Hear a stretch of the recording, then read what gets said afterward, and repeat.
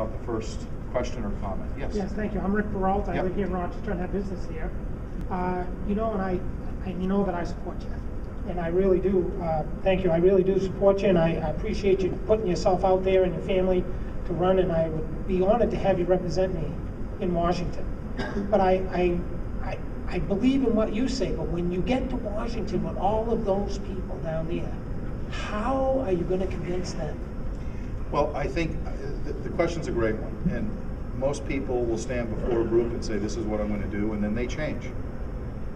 Two things I ask people to consider. Look at what I said in 2005 and how I conducted myself as mayor. And I would do the same thing. I've been to Washington to meet with some of the legislators already, and I've said, look, New Hampshire needs an independent voice. They want an independent voice. They want someone who's going to break from their party when their party is out of touch. And I commit that to you. I commit it publicly. I've done it in the past. I'll do it again. Secondly, more importantly, we've talked about term limits.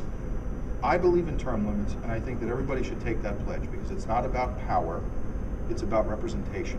And there is a big difference between representation and someone being in Washington for 30 years, gaining power. And I think term limits is really the way that you take the politics out of the decisions that you have to make and make it more about effective leadership and governance. I can't tell you if other people will make that commitment and that promise to their constituents.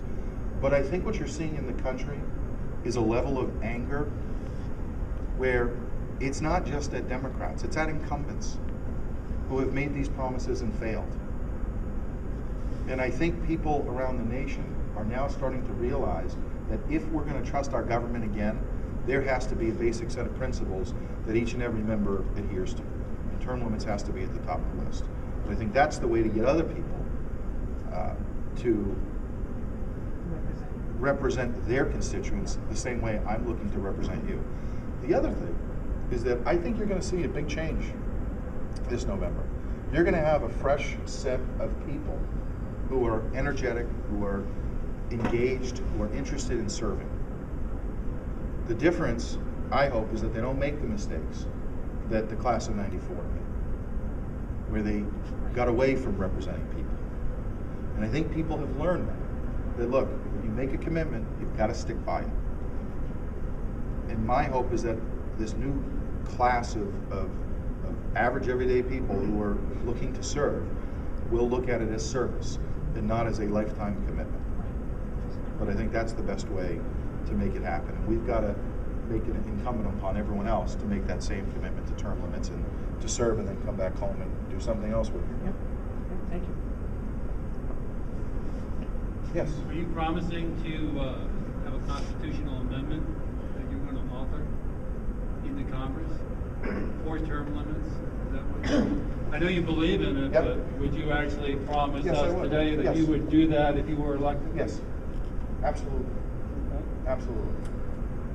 Is that the, I don't know, the main, everyone has a lot of issues, but would that be considered your main issue, term limits? I know there's a fiscal responsibility, but I think there's a lot of people that are interested in term limits, but it's not organized at this point. No, it's not an organized effort. Right now, what you're seeing are candidates making that commitment. The next phase is to get elected and then author the amendment. Because you would take a lot of heat. Everybody who always brings that subject up takes a lot of heat. So you have to really be committed to it.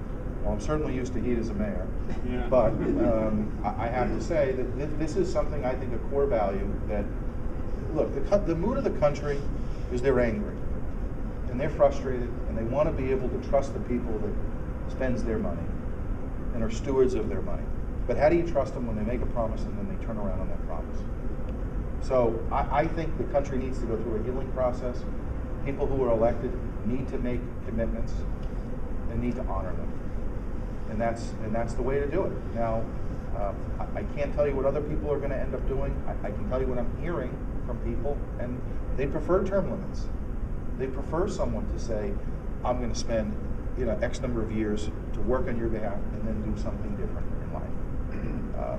And I think that if we do that as a nation, I think it can restore some of the faith that has been lost in government.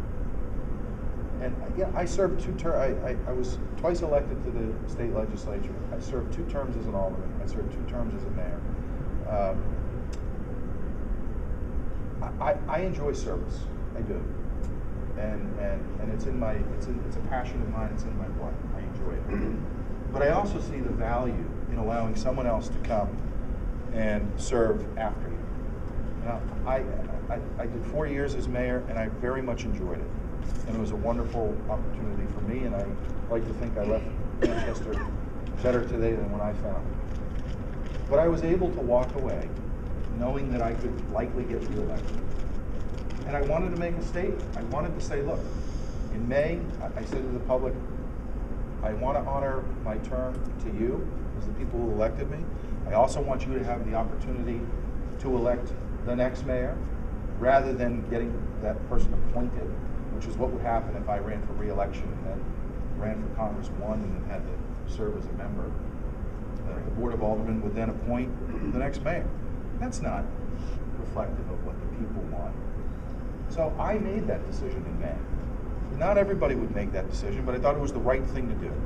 My hope is that you get a sense, other people in the district get a sense of the kind of individual I will be. This is not, to me, a job for life. It is a responsibility in civic duty that I think we all feel in New Hampshire.